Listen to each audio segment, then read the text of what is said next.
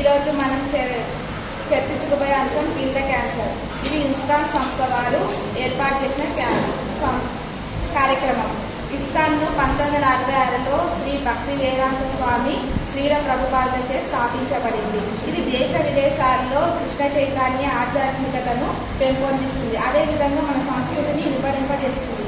ISKCON సంస్థ గోసేవ, అన్నదాన సేవలు కూడా చేస్తుంది.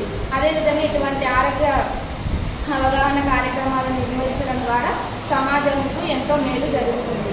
క్యాన్సర్ అంటే మానవుల శరీరంలో ఉండే కణాల సంఖ్య కంటే కణాల అదుపు లేని వృద్ధినే క్యాన్సర్ గా పరిగణిస్తారు. క్యాన్సర్ అనేది దాదాపుగా 30 రకాలకు పైగా ఉంది. ఉదాహరణకు blood cancer, lung cancer, breast cancer మొదలైనవి.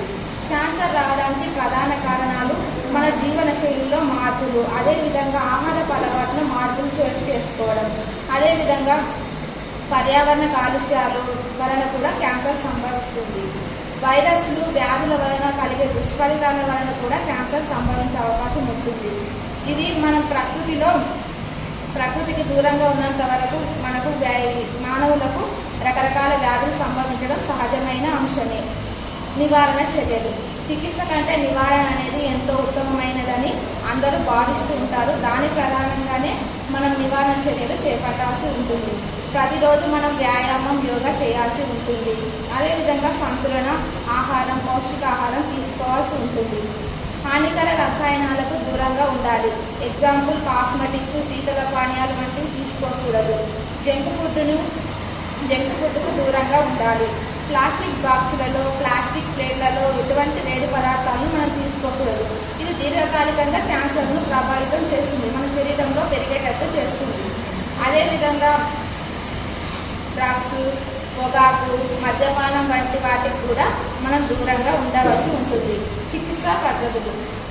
మనము క్యాన్సర్ లక్షణాలు ఉన్నాయని తెలిసినప్పుడే మనం వైద్యుని సంప్రదిస్తే చాలా ఉత్తమమైనది. సర్జరీ ద్వారా మనం క్యాన్సర్ కణులను తొలగించవచ్చు.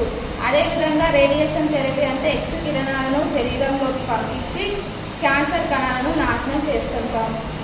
అదేవిధంగా ఇప్పుడు క్యాన్సర్ అనేది ప్రపంచవ్యాప్తంగా ఒక మహమ్మారి లాగా విజృంభిస్తుంది. దీనిని అందరూ ఎదుర్కోవాల్సిన అవసరం ఎంతైనా ఉంది. ముగింపు. అందరూ ఆరోగ్యం పట్ల శ్రద్ధ వహించాల్సి ఉంటుంది. అదేవిధంగా మనం ప్రతి సంవత్సరం ఆరోగ్య పరీక్షలు చేసుకోవడం ద్వారా ఇటువంటి వ్యాధులు ఏవైనా ఉంటే మనకు బయటపడే అవకాశం ఉంటుంది.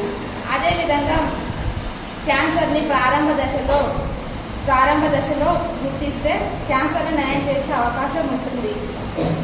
క్యాన్సర్ మరణాలు చాలా వరకు సంభవించేది ఆ వ్యాధి వారికి ఉన్నట్టు చివరి దశలో తెలియడం మాత్రమే. మనం క్యాన్సర్ పై పోరాటానికి అందరూ సహకరించాలి. క్యాన్సర్ ఫిబ్రవరి 4న ప్రపంచ క్యాన్సర్ దినోత్సవంగా జరుపుకుంటాం. సెప్టెంబర్ 15న చర్మ క్యాన్సర్ అవగాహన దినోత్సవంగా జరుపుకుంటాం. ఎంటిరోమిక్స్ అనే కరోనా వ్యాక్సిన్ ను రష్యా శాస్త్రవేత్తలు ఇటీవలే కనుగొనడం జరిగింది. దీని వలన ఉపయోగాలు చర్మ క్యాన్సర్, బ్రెయిన్ క్యాన్సర్, జీర్ణాశయ క్యాన్సర్లపై ఇది ప్రభావం చూపి తగ్గిస్తుంది.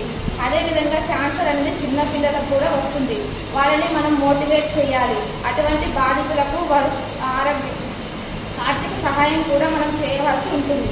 ఎందుకంటే మన సమాజంలో ఒక మంచి సమాజాన్ని నిర్మించడంలో ఇది కూడా ఒక భాగంగా పరిగణిస్తుంది.